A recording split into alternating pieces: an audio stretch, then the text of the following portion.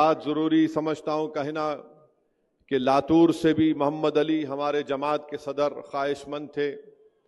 امراوتی سے ہمارے صدر صاحب کسی ایک امیدوار کو لائے تھے، وہ قابل بھی تھے، مگر مجلس نے ایک فیصلہ لیا اور ہم نے صرف 16 امیدوار مہاراشٹرا کے اسمبلی انتخابات میں کھڑا کیے. ناندیڑ میں بھی لوگ بہت خواہش مند تھے، جناب معین صاحب اور فیروز لالا بھی، مگر مجلس اتحاد المسلمین نے فیصلہ لیا کہ ہم نارتھ ناندیڑ سے مقابلہ نہیں کریں گے.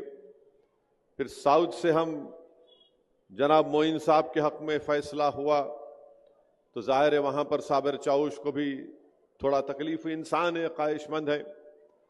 تو یہ چیزیں ہیں انشاءاللہ تعالی، کیونکہ جب جماعت کا فیصلہ ہوتا ہے تو جو جماعت کے ذمہ دار ہوتے ہیں وہ پابند، ڈسپلن کے پابند ہوتے ہیں، اور ان تمام نے اس مجلس کے فیصلے کو قبول کیا.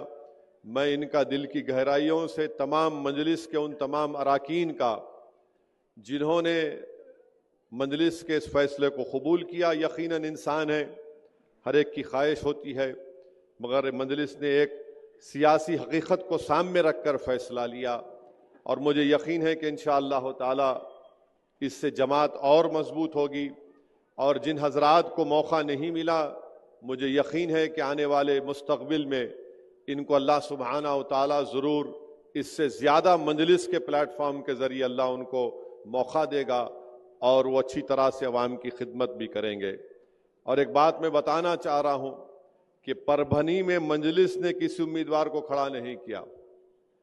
یہ جو صاحب کھڑے ہیں، میں نے ان کو فون کر کر کہا کہ آپ کو بی فارم نہیں دیا گیا تھا، مگر اس کے باوجود بھی آپ نے کیسے وہ بی فارم حاصل کیا؟ تو خیر اب پولیس کمپلین ہو چکی ہے، اب جب ایف ایس ایل کی رپورٹ آئے گی تو شاید ان کو جیل کو بھی جانا پڑے.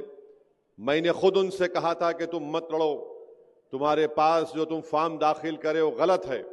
تو خیر اب میں یہ بات عوامی طور پر واضح کرنا ضروری سمجھتا ہوں.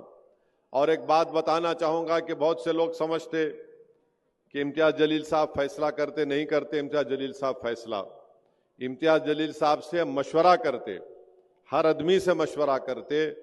فیصلہ اسد الدین اویسی مشورے کے بعد لیتا ہے. تو بہت سے لوگوں کو